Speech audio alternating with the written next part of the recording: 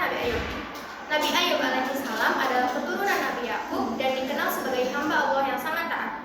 Beliau diuji dengan kehilangan seluruh harta, anak-anaknya meninggal, dan tubuhnya ditimpa penyakit yang parah.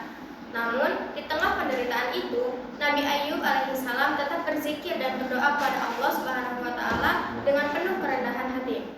Dalam Quran Surat Al-Anbiya ayat 83, beliau berdoa, A'udzu billahi minasyaitonir rajim. Bismillahirrahmanirrahim. Wa ayyuba idh nada rabbahu anni massaniyad durru wa anta arhamur rahimin. Yang artinya, sesungguhnya aku telah ditimpa penyakit dan Engkau adalah Tuhan yang Maha Penyayang di antara semua penyayang. Doa tersebut bukan pesan moral dari Quran Surat Al-Anbiya ayat 83 yang pertama, yaitu tetap bersabar dalam menghadapi setiap ujian dan cobaan hidup. Yang kedua, berdoa kepada Allah dengan hati yang tulus dan penuh kerendahan. Yang ketiga, meyakini bahwa hanya Allah yang Maha Penyayang dan tempat terbaik untuk memohon pertolongan. Doa tersebut bukanlah keluhan, melainkan bentuk ketundukan dan pengakuan bahwa hanya Allah lah tempat tergantung. Setelah bertahun-tahun bersabar, Allah mengabulkan doa Nabi Ayub. Dalam Quran Surat Shad ayat 42, A'udzubillahi minasyaitonir rajim. Bismillahirrahmanirrahim. Urkud birijlik hadza mughtasalun baridun wa syarab. Yang artinya, Allah berfirman, hentakanlah kakimu, inilah air yang sejuk untuk mandi dan untuk minum. Pesan moral Quran Surat Shad ayat 42. Yang pertama, setiap penyakit atau ujian pasti ada jalan keluarnya jika kita bersabar dan terus berdoa kepada Allah. Yang kedua, Allah selalu memberikan pertolongan dengan cara yang mungkin tidak disangka. Yang ketiga, ujian hidup bukan tanda Allah membenci hambanya, melainkan sarana untuk menguji keimanan dan mengangkat derajat orang yang sabar. Dalam Quran Surat ayat 42 ini, Allah memerintahkannya menghentakkan kaki ke tanah lalu memancarkan air sejuk yang menyembuhkannya dari penyakit. Allah juga mengembalikan keluarganya dan melipat gandakan rezekinya. Kisah ini menjadi bukti bahwa siapapun yang sabar dan terus berdoa tidak akan dibiarkan oleh Allah, karena pertolongannya pasti datang pada waktu yang tepat. Selanjutnya, makna sabar dalam Quran Surat Al-Insyirah ayat 5. Ayat ini berbunyi, Bismillahirrahmanirrahim. Fa inna ma'al usri yusra. Maka sesungguhnya bersama kemudahan ada kemudahan. Pesan moral yang didapat dari Quran Surat Al-Insyirah ayat 5 ini, yaitu setiap kesulitan yang dihadapi pasti disertai dengan kemudahan, karena Allah tidak akan membebani hambanya di luar kemampuan mereka.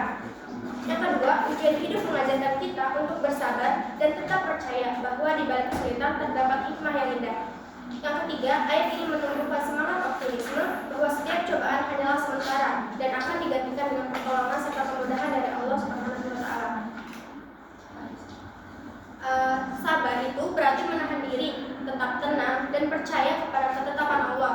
Sabar dapat diwujudkan dalam 3 hal, yaitu sabar dalam menghadapi musibah, yang kedua sabar dalam menjalankan perintah, yang ketiga dan sabar menjauhi segala larangan yang Allah berikan. Melalui kesabaran, manusia belajar menerima takdir dengan ikhlas dan menjadikannya sarana untuk mendekatkan diri kepada Allah Subhanahu wa Ta'ala. Selanjutnya, makna syukur dalam Quran Surat Luqman ayat 31. Ayat ini berbunyi, A'udzubillahi minasyaitonir rajim. Bismillahirrahmanirrahim. Alam tara annal fulka tajri fil bahri bi ni'matillahi liyuriyakum min ayatihi. Inna fi dzalika laayatil likulli sabarin syakur. Yang artinya, tidakkah engkau memperhatikan bahwa sesungguhnya kapal itu berlayar di laut dengan nikmat Allah, agar diperlihatkannya kepadamu sebagian dari tanda-tanda kebesarannya. Sungguh pada yang demikian itu terdapat tanda-tanda kebesarannya bagi setiap orang yang sangat sabar dan banyak bersyukur. Pesan moral dari Quran Surat Luqman ayat 31 ini, yang pertama, menyadari bahwa segala sesuatu di sekitar kita, termasuk alam dan laut, adalah bukti kekuasaan Allah, sehingga kita harus selalu mengingatnya dalam setiap keadaan. Yang kedua, membiasakan diri untuk selalu bersyukur atas nikmat kecil maupun besar yang Allah berikan. Yang ketiga, tetap bersabar ketika menghadapi ujian hidup, karena dengan kesabaran dan rasa syukur bersyukur, hati akan menjadi lebih tenang dan hidup terasa lebih bermakna. Bersyukur juga berarti menggunakan nikmat yang Allah berikan untuk hal-hal yang baik, membantu sesama, dan beribadah dengan ikhlas. Hati yang penuh syukur akan merasa tenang, terhindar dari iri dan dengki, serta senantiasa merasa cukup dengan ketentuan Allah Subhanahu wa Ta'ala. Yang selanjutnya, penerapan metode experiential learning. Metode experiential learning menekankan proses belajar melalui pengalaman nyata.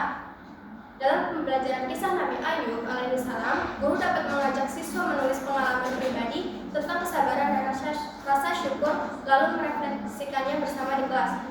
Jadi, guru hanya berperan sebagai fasilitator yang membantu siswa menemukan makna dari pengalaman tersebut.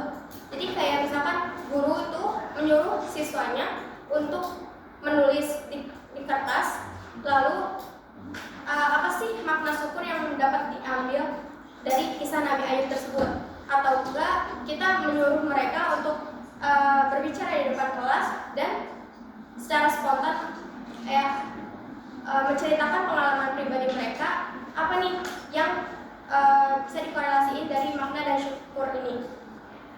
Jadi dengan cara ini tuh siswa tidak hanya memahami secara teori, tapi juga merasakan dan mengamalkan nilai sabar dan syukur dalam kehidupan mereka.